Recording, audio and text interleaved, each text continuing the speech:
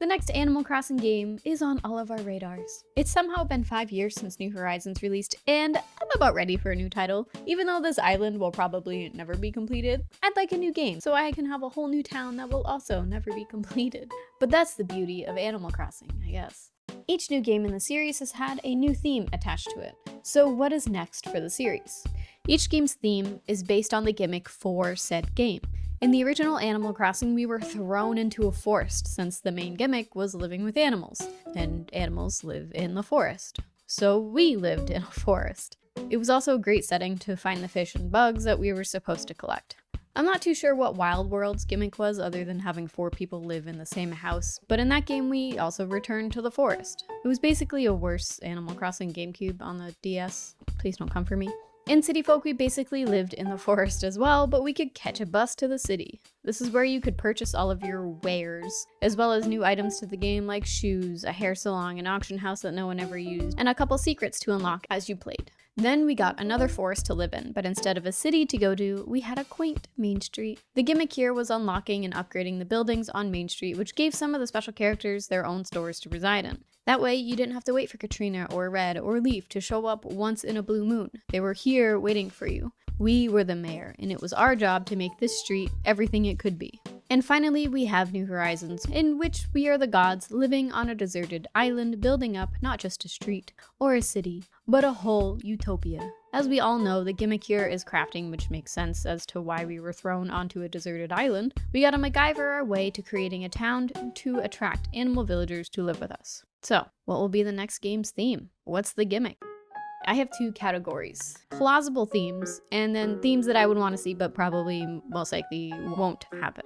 The first plausible theme, going back to a forest. I don't think this will happen, but it has happened in the past multiple times, like until New Horizons, so it's totally possible that it could happen again, but I don't think it will. I have faith that we'll end up somewhere else, but this is still a strong possibility. The game's name does translate to Animal Forest after all.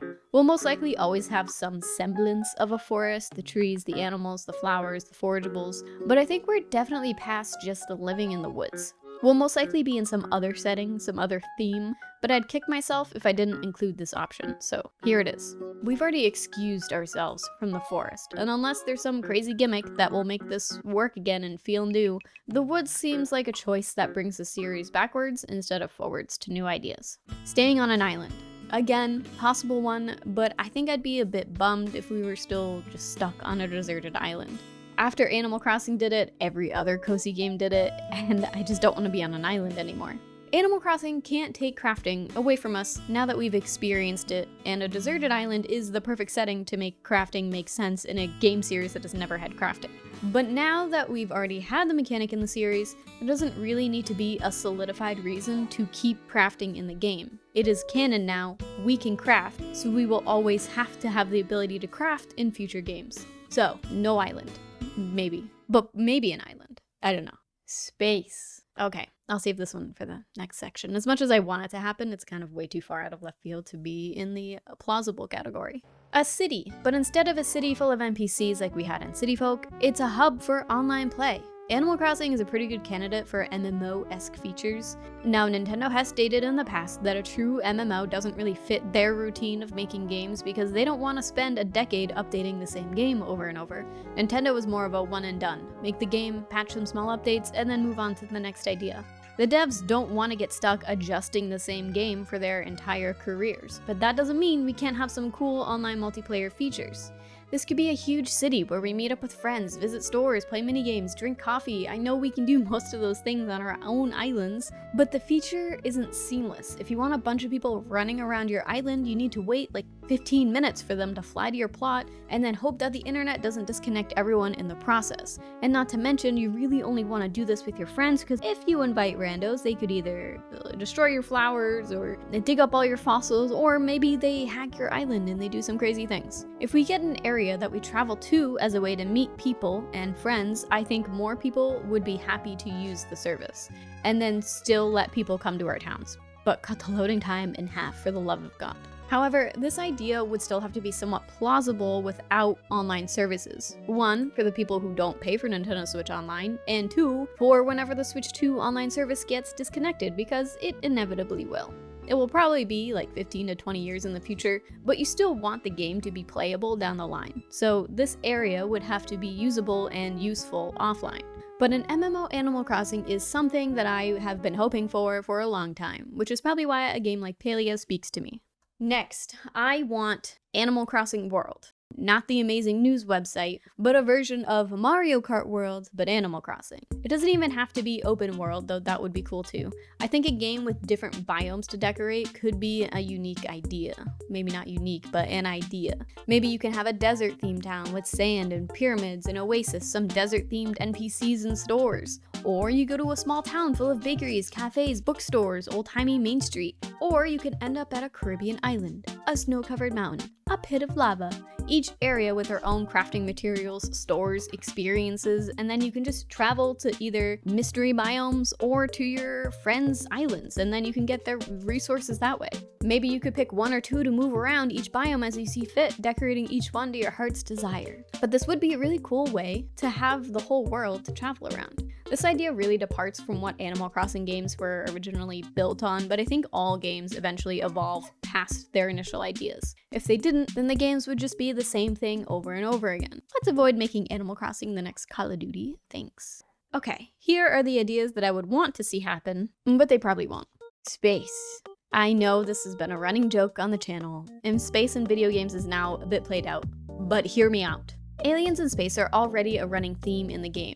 In City Folk, Gulliver flew a UFO instead of being washed up on the beach. We have an alien that shows up at 3 a.m. on the TV, and we have a bunch of space-themed furniture items. I know this is just to appease people to make space builds, but it does show that the expanded universe isn't too ridiculous of a theme to have in the game. It's already very prevalent. I have a floating moon on my island. Instead of mystery islands or Captain Islands, we'll have mystery planets. Each planet could have their own resources, which would give us more of a reason to go to said mystery planets. Right now, mystery islands are really only useful at the beginning when you need additional materials that you run out of on your own island for the day, and villager hunting. But give us a reason to explore the universe. I'm realizing now this is just Animal Crossing No Man's Sky, and I wouldn't be upset about that.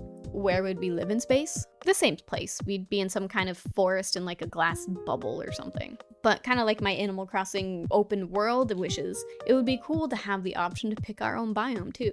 This idea might be too far of a departure from the Animal Crossing series that we know and love, but it's nice to dream and hope.